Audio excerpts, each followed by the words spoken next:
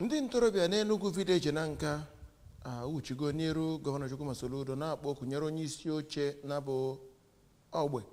ka ha gbaa mbọ hụ na na-enwe ntolite na mmepe ma wepụsị ihe niile na-etosiro ịdị tinyekwuru ndị bụ isi oche nchere oge maka otu ọnọdụ si wee gbatakwuru na nkwafu ọbara a na-agba akaebe ya n'obodo ahụ. Ha mere ka mata nke a site n'aka onye ndu ha Maazị Chiemeli Okafọ oge ha jere ọgbakọ n'orepụrụ nnukwu iche ma na-ekwu banyere otu mmadụ si akpasasị ihe na anaghị akwanyere nkwanye ugwu nyere ihe gbasatara nchekwa ndụ na ngwongwo ọhanaeze na usoro iwu gbasara ya. Ngozi Obileri wetara ya ụka.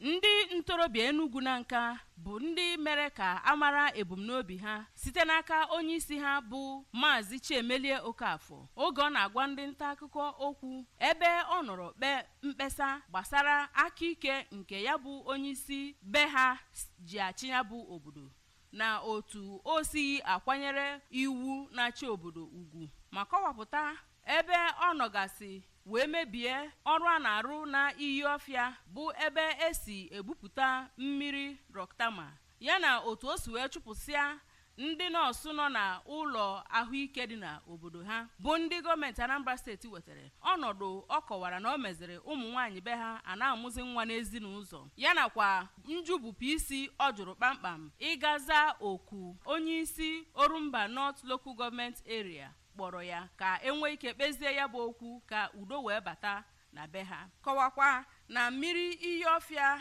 ahụ bụ nke ọ ga-abụ ọ bụrụ na arụghị ọrụ na ya nnukwu mmiri zoo o bute mbuze mebie ya nke ga-ebute na a ga-emechi ụlọ ọrụ Roktama Pure Water Production Company ebe ihe karịrị narị mmadụ 3 bụ ndị na nka na-arụ ọrụ ebe ahụ kpọkuzie gọọmenti Anambra steeti ka ha gaa n'ihu kwụsị ya bụ nwoke ajọ ọrụ ahụ ọ na-arụ n'obodo ha nke bụ na ọ bụ na ọjụ ichegharị ewepụ ya kpamkpam wetere ha ndị ọchịchị nchere oge. Atụmatụ niile ABS tụrụ iji wee nụ mpaghara ya bụ Injinia Okoye bụ nnọọ nke amịtaghị mkpụrụ ọbụla dịka oku niile akpọrọ ya n'ekwentị bụ nke ọzaghị ma ọlị. Abụ m